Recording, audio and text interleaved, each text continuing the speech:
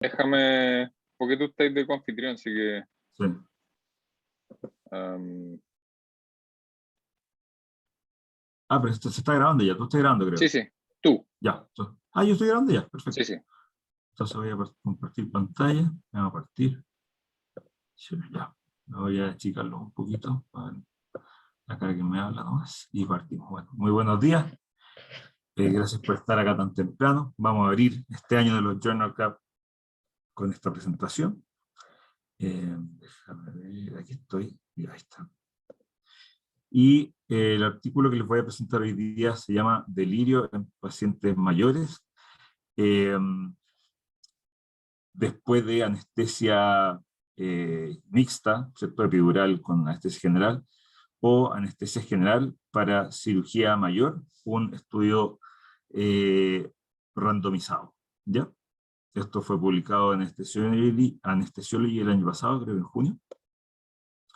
Y, claro, bueno, aquí si uno empieza a revisar los autores, el primer autor es un señor Win Lee, un chinito que la verdad que lo busqué, y la verdad no tenía mucho, tenía como 6 trabajos todos como el aspecto de delirio, eh, pero el autor corresponsal, o el autor, el último, que es como el senior, Daniel Sessler, que es un tipo súper conocido en el ámbito de la investigación, fue el recipiente, el receptor del Premio a la Excelencia de Investigación por la ASA el año 2002, hace rato ya, tiene muchas publicaciones, ha participado en múltiples estudios randomizados, y yo creo que probablemente lo incluyeron aquí también para mejorar algunas falencias que probablemente pudiese haber tenido el trabajo y para darle cierta estructura, mejorar el inglés, puede ser varias cosas. Bueno, como vamos a discutir más antes, este es un tremendo trabajo de 1800 pacientes, multicéntrico, randomizado. Yo creo que es un trabajo relativamente bueno, muy bueno, pero vamos a ir viendo de a poco de ir desglosando. Cualquier duda, por favor, siéntase con plena libertad de interrumpirme. Los pecados también, no hay ningún problema. Entre paréntesis, Dan Sessler eh, ha estado en Chile un par de veces y está casado con una chilena. ¿En serio? Mira, Sí. no tenía idea, bueno. Mira. Entonces sabe, él sí que sabe. Mamá. Claro. Bueno, entonces, para partir, ¿por qué seleccioné este trabajo y me pareció relevante? Quiero partir un poco con la jerarquía de la evidencia, ¿cierto? Como cuando uno tiene distintos tipos de investigación y va a decidir de dónde va a tomar la información para tomar decisiones clínicas, probablemente tiene que recurrir un poco a esto, ¿cierto? Y vemos que los estudios clínicos randomizados, doble ciego, etcétera, están casi en la cima de la pirámide, solamente superados por la revisión sistemática y los metaanálisis, que eso también puede ser un poco discutible porque depende mucho, tienen probablemente mayor N, pero depende mucho de los criterios de inclusión y exclusión que se hayan metido en un metaanálisis para ver si es realmente mejor o no. Entonces, dentro de la jerarquía de la evidencia, los estudios clínicos randomizados, doble ciegos, controlados, tienden a ser lo mejor que cualquier cosa observacional, etcétera, y eso mismo da un poco de luces de que cuando uno va a buscar los fondos concursables, los fondos y esas cosas, y fondos más grandes también, tienden a darle cierta predilección o ser los que ganan estos tipos de concursos. ¿Y de qué se trata esto? Esto, bueno, esta es una diapositiva que me robé de una profe mía. Es un estudio intervencional, ¿cierto? No observacional. Uno está haciendo una intervención que está adjudicada por el investigador, y es un estudio de corte. ¿Qué significa eso? Que se sigue una población en el tiempo, ¿ya? Y la exposición está asignada por el investigador. Entonces tenemos a la población, que uno decide cierta exposición, aquí en amarillo está presente y en azul está ausente, sigue a los pacientes en el tiempo y busca cierto determinado outcome, ¿ya? Y como dijimos, la administración o la asignación de esta intervención va a estar determinada por el investigador, ¿cierto? Y a grandes rasgos, probablemente lo que maximiza esto de la evidencia y las mejoras que pueden tener los estudios clínicos randomizados es, como su nombre indica, la randomización, ¿cierto? Entonces tenemos una población que la vamos a dividir en un grupo control y en un grupo de intervención. Una de las cosas que son básicas, absolutamente necesarias para esto, es que la gente que pueda ir a cualquiera uno de estos, o los participantes que pueden ir a cualquier uno de estos grupos, tienen que tener la misma probabilidad de ir a un grupo o a otro, indistintamente, ¿ya? Ese es uno de los sine qua non de la randomización, para que sea realmente efectiva. Y después de la intervención o el control, vamos a ver qué pacientes presentaron la enfermedad y cuáles no, qué pacientes presentaron la enfermedad y cuáles no. Es bastante sencillo desde un punto de vista esquemático general. Y hay un concepto que yo no lo tenía muy claro antes de hacer estudios en Estados Unidos, y es que para hacer un estudio clínico randomizado tiene que haber algo que se llama equipoise, que es, lo busqué en el diccionario, que es como sobrepeso, sobrepesar, sopesar, ¿ya? Que es como poner en la balanza un poco. Y se refiere a un concepto de que si existe suficiente incertidumbre sobre los riesgos y beneficios del tratamiento para un outcome determinado, ¿ya? También se refiere a que si existe suficiente evidencia para administrar un tratamiento o para restringirlo. La respuesta debe decir no. O sea, no hay suficiente evidencia para no dárselo o dárselo, ¿ya? Entonces, aquí les pongo un poco como un diagrama al lado izquierdo de la figura, que es una balanza que tratamos de comparar dos tratamientos y no sabemos cuál es mejor, si es mejor uno que otro, ¿ya? Y esto, por supuesto, tiene que estar determinado para cierto enlace, nuestro desenlace principal. Y algunas cosas importantes de la randomización es que las características, como les mencionaba, las características del paciente no condicionan la asignación a la intervención. La aleatorización oculta es primordial, tiene que ser así. Es fundamental la randomización para poder equilibrar factores de confusión que son conocidos e incluso algunos desconocidos. Y vamos a profundizar un poquito más de esto cuando veamos la tabla 1. Y los participantes tienen un riesgo similar del resultado al comienzo del estudio, ¿ya? O sea, la idea es que si los participantes, independiente del grupo que vayan, puedan tener un riesgo general, global, similar del outcome que vamos a medir al final del estudio. Entonces vamos ahora sí al estudio propiamente tal, que como les comenté fue publicado en Anesthesiology. Y la introducción es bastante amplia para este tipo de trabajo, ¿cierto? O sea, menciona un poco la definición e incidencia del delirio postoperatorio. Básicamente lo que estamos haciendo todos encontramos que es relevante porque se asocia a peores desenlaces postoperatorios, tanto inmediatos como tardíos. No hay un tratamiento profiláctico actual, hay algunas medidas no farmacológicas que han demostrado cierta mejoría, pero la verdad que todavía está en pleno desarrollo de su investigación. La fisiopatología actual es desconocida, pero podría existir cierto rol de los opioides, del estrés quirúrgico, del exceso de anestesia y de la neuroinflamación. Y se menciona que la epidural podría mejorar estos puntos en una cirugía mayor. Por lo tanto, este equipo de investigación planteó la hipótesis en que pacientes mayores sometidos a cirugía abdominal o torácica mayor, el delirio postoperatorio durante los primeros 7 días, que es como se define actualmente el delirio postoperatorio, o sea, desde la cirugía hasta el día 7, es menor con analgesia epidural postoperatoria en comparación con los que reciben anestesia general seguida de opioides intravenosos. Este fue un estudio multicéntrico, randomizado, realizado en 5 hospitales de Beijing. Fue revisado por el Comité de Ética y tuvo su inscripción en el Clinical Trials chino. Y los criterios de inclusión y exclusión estaban bien definidos. Incluyó pacientes de 60 a 90 años con cirugía electiva, que fuera torácica o abdominal, de duración mayor a 2 horas, con uso de PCA postoperatorio, que podía ser PCA endovenosa o PCA peridural. Y los criterios de exclusión, condiciones neurológicas severas, pacientes con infarto al miocardio o cerebrovascular en los últimos 3 meses, contraindicaciones de anestesia epidural, insuficiencia cardíaca, daño hepatocrónico o insuficiencia renal crónica.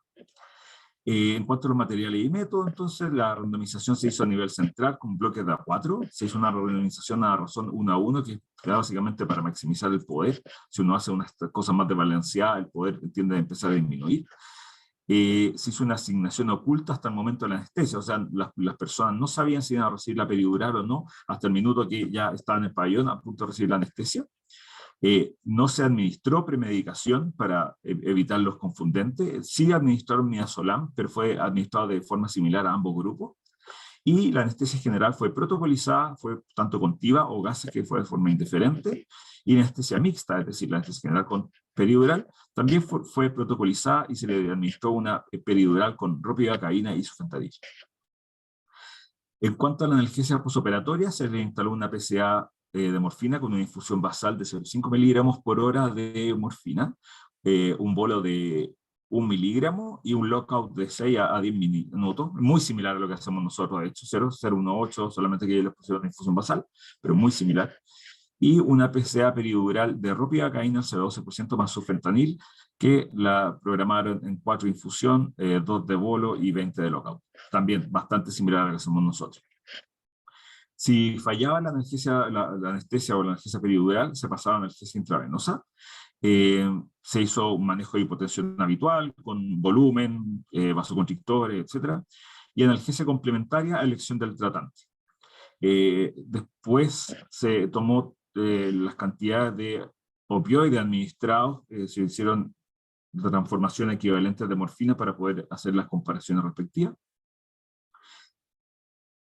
Y tanto los pacientes como el anestesiólogo no fueron ciegos, porque básicamente este es un trabajo que no es posible que los anestesiólogos y los pacientes sean ciegos, ¿cierto? Uno le pone una peridural o no se la ponen. Es imposible sesgar esto, la intervención en este caso. Y la PCA también decían ya que eso era una cosa que no se podía sacar, pero también decían que la PCA postoperatoria es ciega, lo cual la verdad es que, un poco pensamiento personal, es un poquito difícil.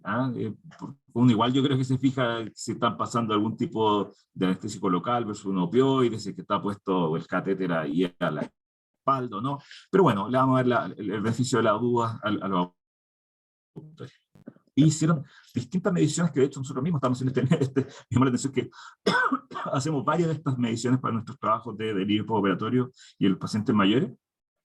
Midieron el índice de comorbilidad de Charlson, que es un índice que da un puntaje dependiendo de la cantidad de comorbilidades que tengan los pacientes. Hicieron un estudio cognitivo con el Mini-Mental, hicieron escalas de ansiedad y depresión, que todo esto son factores que pueden ser confundentes al minuto de presentar delirio postoperatorio. Hicieron mediciones habituales de datos intraoperatorios, midieron electrocardiograma, presión arterial, saturación, end-tidal de CO2, end-tidal de los gases, la diuresis, y en los casos que tuviesen línea arterial, CBC, etc. Midieron delirium con el CAM-IQ. Ya el CAM-IQ es una herramienta bastante validada, que de hecho está validada al español, nosotros también la estamos utilizando actualmente, y le utilizaron como está descrito que debe hacerse. Lo hicieron al menos 2 veces al día por unas semanas postoperatorias, ¿ya? Y definieron si los pacientes presentaban delirium hipoactivo, hiperactivo o mixto, ¿ya? Si uno entra al detalle, la verdad que la evaluación del outcome estaba súper bien hecha. O sea, entrenaron a las personas que hicieron la medición del delirium, después cada cierto tiempo le hacían una reevaluación, lo hicieron con unos psiquiatras, si mal no me equivoco, hicieron unas simulaciones para ver si había concordancia entre la evaluación del psiquiatra y las personas que medían delirium, así que yo creo que eso estuvo bastante bien hecho, y también midieron un poco el nivel de sedación con la escala de RASS, que también está incluida dentro de esto del CAM-IQ. En cuanto a los outcomes secundarios, vieron cuántos pacientes eran admitidos a la UCI, el tiempo de la estadía en hospitalaria, la mortalidad, 30 días, complicaciones, dolor, hipotensión, hipertensión intraoperatoria y otras cosas, ¿ya? Después del alta, los pacientes fueron seguidos telefónicamente. En cuanto a la estadística, se hizo un análisis tipo intention to treat o per protocol, ¿ya? Que estos son un poquito distintos, que lo voy a explicar para los becados probablemente si es que no lo manejan. El intention to treat se trata un poco que se ocupa, estos 2 tipos de análisis se utilizan en estudios randomizados, como este tipo, RCT, ¿ya?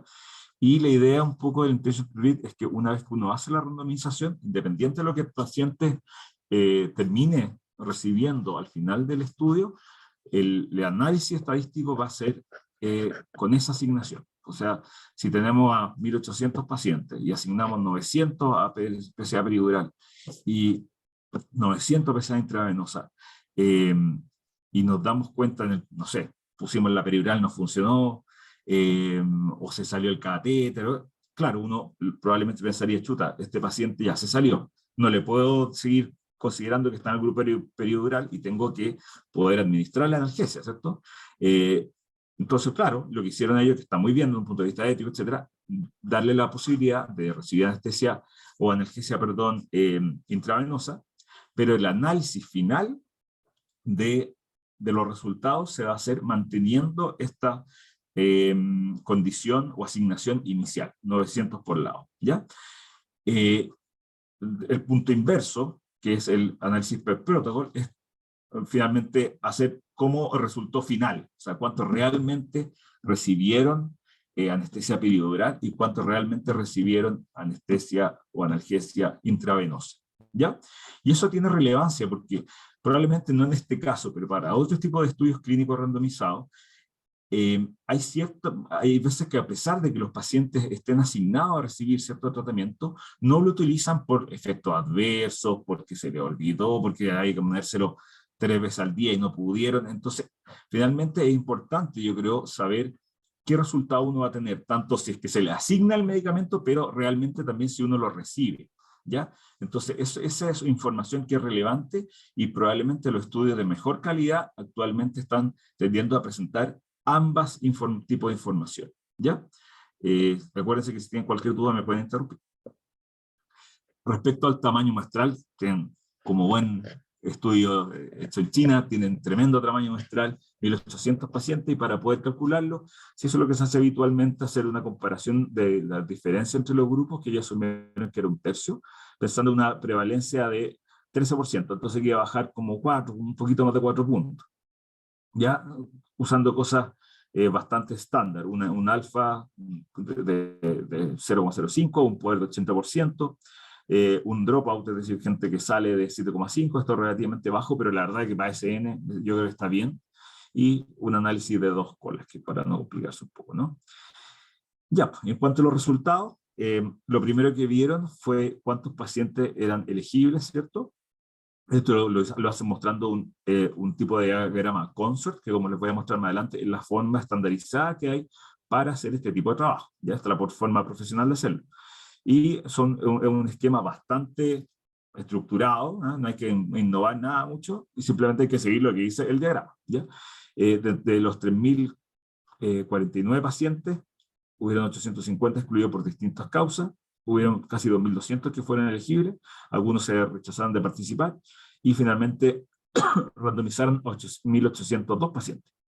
De esto, como les mencioné, 901 fueron asignados a anestesia mixta, mientras que 901 fueron asignados a anestesia general entera, o sea, normal, y ahí explican algunos que se excluyeron por diversas razones, y los que finalmente fueron incluidos para el análisis de intención de tratar. O sea, esto fue como la randomización final.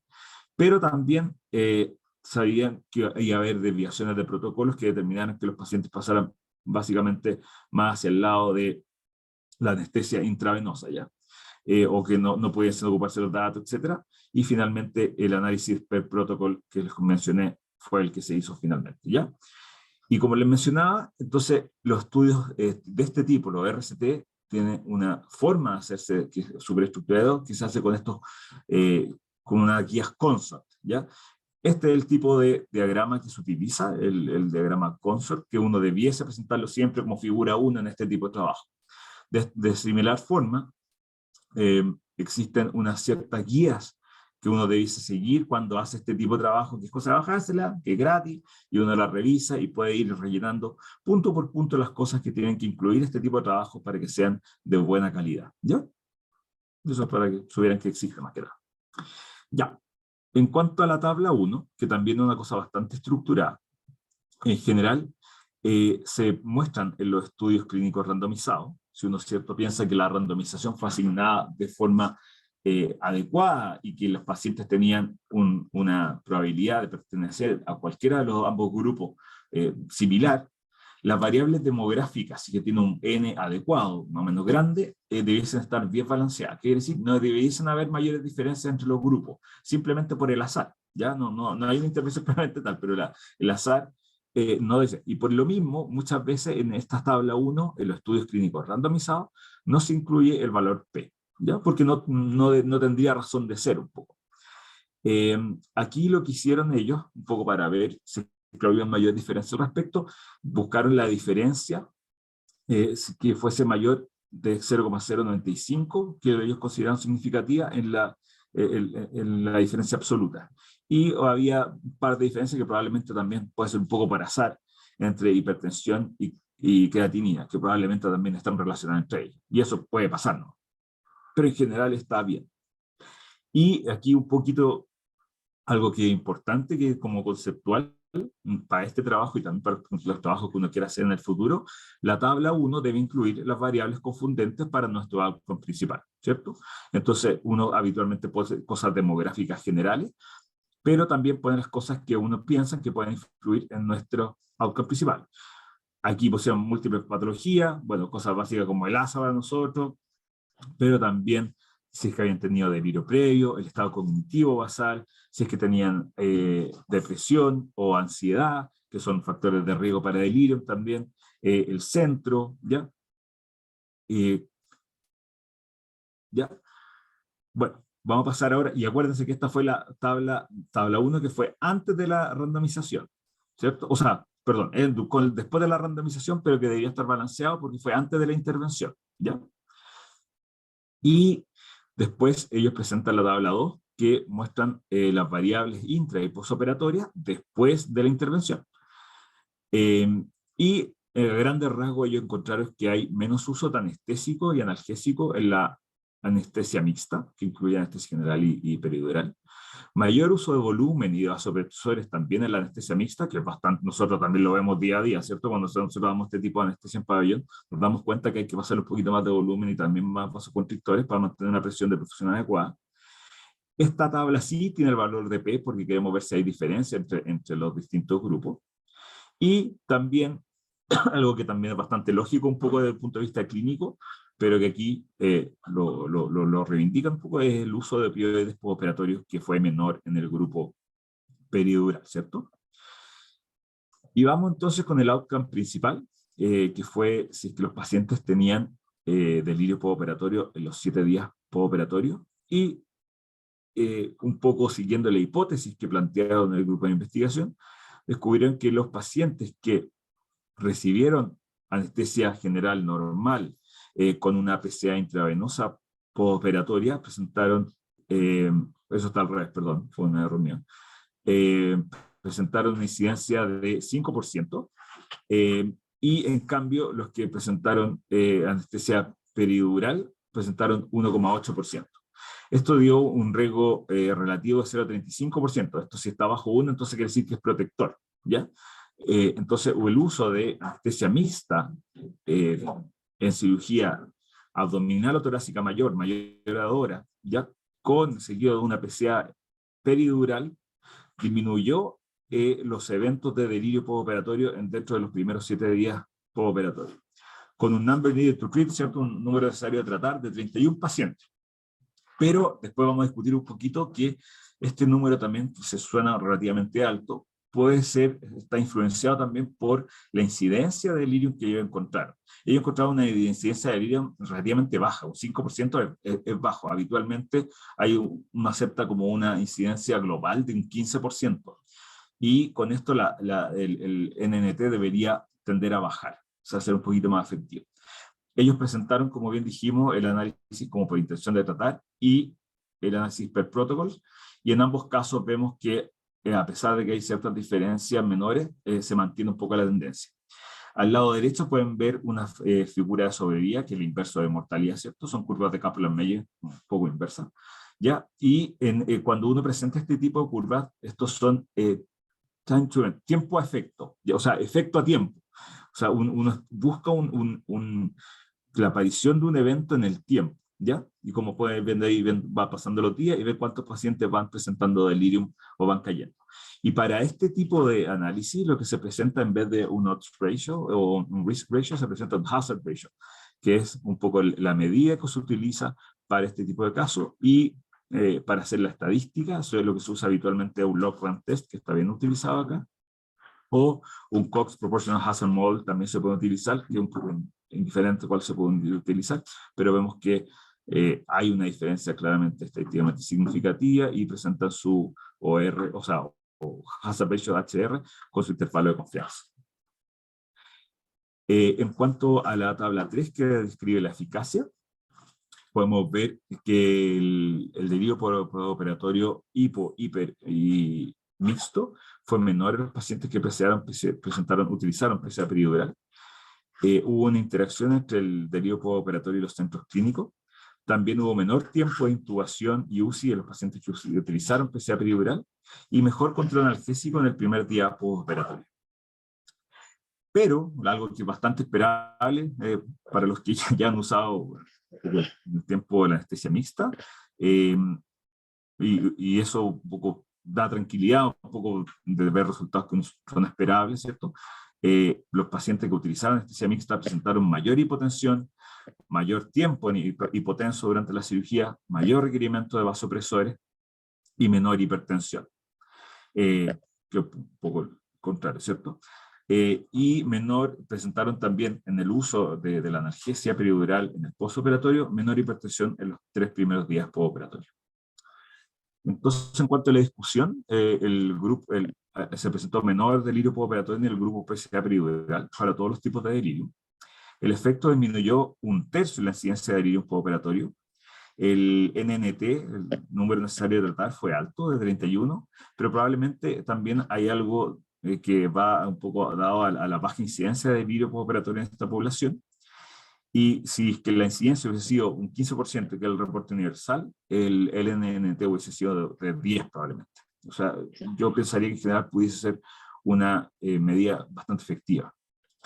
Los mecanismos asociados a reducción ya hay esto un poquito más de cosas más teóricas, más que de los resultados de artículos y de comparación con otras bibliografías, los mecanismos asociados a la reducción de delirios que podrían ofrecer la PCA peridural es disminución del consumo anestésico en general, intraoperatorio, mejor analgesia postoperatoria, menor uso de opioides, disminución de respuesta inflamatoria sistémica al estrés quirúrgico y disminución de tiempo de intubación y en UCI.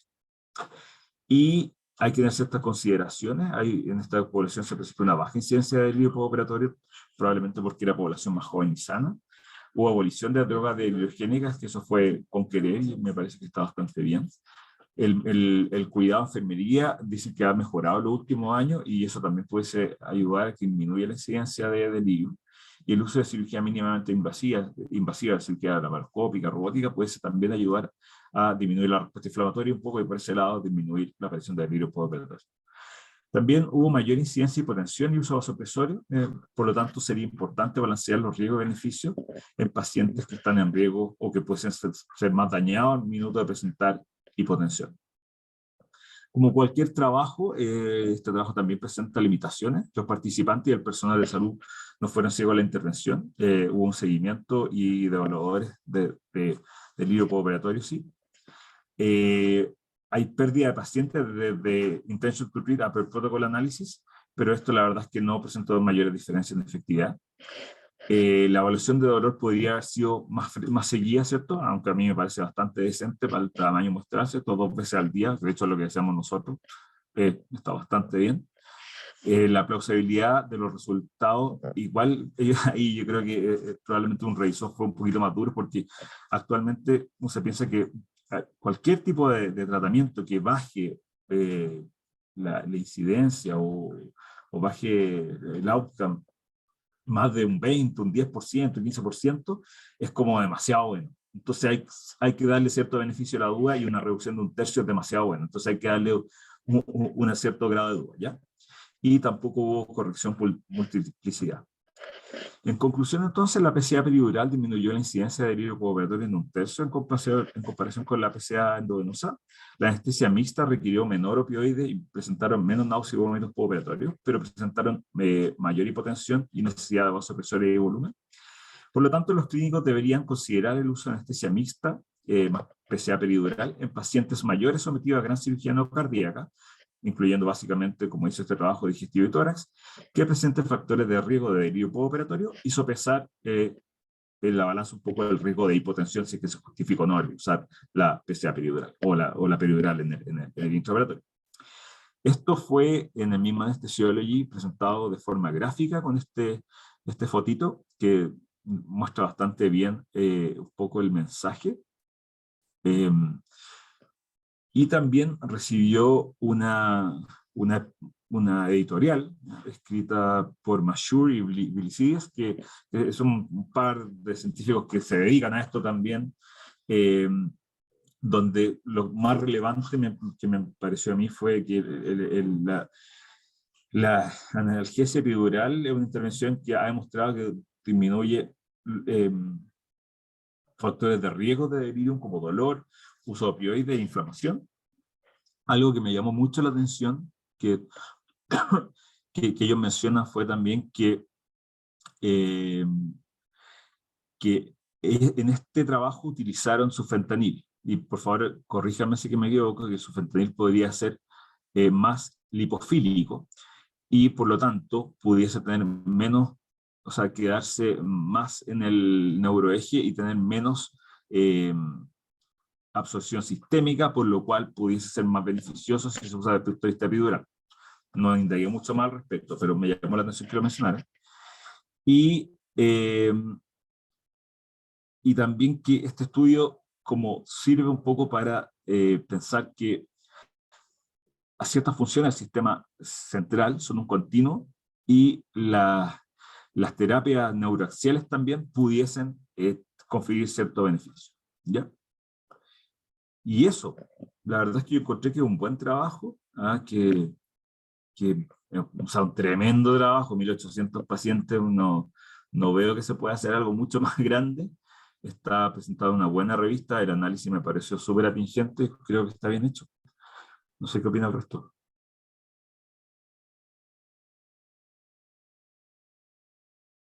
Abro el micrófono para discusión. Hola. Hola, Augusto. Hola, ¿qué tal? Oye, muy interesante el trabajo, me perdí un poco aquí la señal entre medio, pero súper bueno y interesante, y choro como lo presentaste también. Oye, una cosa que me llama la atención es que las incidencias finalmente, no solo en este trabajo, sino que en muchos trabajos a lo largo de distintas revisiones, siempre terminan siendo mucho menores a lo que es lo reportado en la literatura. Yo no sé si finalmente lo que pasa es que que finalmente cuando uno hace un estudio de incidencia de delirium, por ejemplo, en pacientes postoperados, ya son estudios más antiguos y no se han vuelto a repetir tal vez, y por eso tenemos estos datos que preliminarmente terminan siendo más altos de lo que vemos actualmente, porque muchas veces pasa que cuando uno se va a la literatura siempre va a encontrar incidencias más altas porque también hay un efecto confundente por antigüedad de los trabajos, cosas así, que es un poco distinto a lo que pasa cuando uno hace un piloto antes y más o menos estima una incidencia en el mismo centro como para tener una idea de cómo es la película. No sé qué opináis de eso. Bueno, o si tenéis claridad de dónde sacaron el dato del 15% basal. Sí, lo que pasa es que ellos efectivamente hicieron tal cual lo que tú dices. Ellos hicieron un estudio en el cual encontraron un 13%, un estudio piloto, encontraron un 13% de incidencia en delirium en su centro. Ahora, esto fue el año 2015, igual ha pasado harto tiempo ahí. Y puede ser que un poco por el estado del arte de esto se sepa un poco más, que ellos, de hecho, ellos lo mencionan en la discusión, que se haya mejorado un poco el manejo de enfermería, se haya tratado de disminuir el uso de drogas deliriogénicas, y eso puede ser que haya ayudado un poco a encontrar una incidencia más baja, porque un 5% en el grupo como tratamiento normal es bastante bajo, si uno piensa que lo compara con un 15%. Nosotros, con nuestra experiencia que los trabajos que hemos hecho nosotros es relativamente alto. En cirugía cardíaca estamos cortando alrededor de un 40-50% de delirio, con las mismas mediciones que usan ellos. Camicu 2 veces al día, y nosotros hemos medido solamente 3 días postoperatorio, y a pesar de que probablemente no es tan comparable, nuestra incidencia en la RECU, como de delirio postoperatorio en la RECU, es de alrededor de un 15%. También un poco mal. Yo creo que depende un poco, pero sí, tal vez hay cosas que están poco actualizadas, ha cambiado el estado del arte, puede ser, pero ellos discuten también eso un poco, tu mismo punto, Augusto. De hecho, también mencionan que tal vez el Camicu no es la mejor o no es la herramienta más sensible para detectar sobre todo delirio hipoactivo. Pero es un punto a darle una vuelta. Entonces, ¿PD? Panchi, Si tú tuvieras un paciente mayor, le pongo frágil, que sea con medible. es que eso te iba a decir, como, pero es una laparoscópica y el cirujano te dice, no, si es laparoscópica, la cuestión es poco. Incluso a los Harman de repente no nos dejan ponerle peri. ¿Tú ahora le pones? O sea, depende un poco, ¿no? Yo creo que la pregunta es, ¿valdrá la pena lo que conversamos? Porque esto es una cirugía abierta, ya no es como la laparoscópica. Yo creo que probablemente el setting es un poco distinto. No sé si se justifica igual, porque probablemente también el paciente que usa una PCA endovenosa, pero que es sometido a una cirugía laparoscópica, también va a tener menor uso de opioides simplemente porque tiene menor dolor. Tal vez tiene menor inflamación también, etcétera. Entonces, yo creo que es otra pregunta. No sé si no podría responder con ese trabajo, seteándolo en un contexto de cirugía laparoscópica. Pero una buena pregunta y probablemente salga en algún minuto más adelante.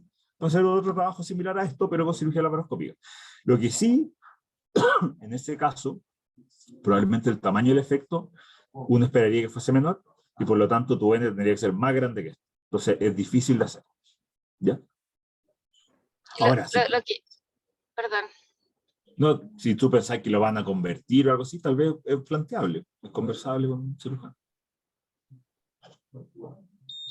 Que lo que yo creo que también, porque si fue la perito, al final los opioides son uno de los grandes participantes en el delirio, ¿no es cierto? No sabemos. Ese es el problema. Se supone que sí, pero no sabemos muy bien, la verdad. De hecho, lo habíamos conversado, ¿de verdad? Y como, claro, hay que tratar de bajar los opioides, pero no sabemos muy bien, ¿cachai? Como que, en teoría, sería mejor dar más analgesia tirada hacia regional, tipo más base de opioides, tratar de disminuir un poco el uso de opioides, pero no es mucho más que eso lo que sabemos. ¿Panchito? Hola, Pede. Oye, Hola. felicitaciones por la presentación, muy clara. Una duda respecto a eso que comentaban de la incidencia de delirium y el NNT. Se da como regla general que si, como tú dijiste, tú esperas que la incidencia es de un 15% y encontraron 15, el NNT baje de un 30 a un 10, o tú lo calculaste. En general se mueven como directamente proporcional. Se mueven directamente proporcional, pero ellos lo discuten en el artículo, ellos lo calculan, en la discusión sale. Claro. No es que uno diga, oye, sé que si mi incidencia es 10 veces más, mi NNT va a bajar 10 veces respecto a mis resultados, ¿no? Hola. Augusto. Lo que pasa es que el NNT se calcula como 1 partido por la reducción del riesgo absoluto. Entonces, si mi riesgo absoluto inicial es más alto, mi reducción del riesgo absoluto va a ser mayor. Entonces, por eso, si tengo un basal más alto, va a ser finalmente la reducción del riesgo absoluto va a ser mayor, y por eso voy a tener un NNT más bajo, porque el cálculo efectivamente es inversamente proporcional a la reducción del riesgo absoluto. Grande gusto. Perfecto. Entonces podría haber un vicio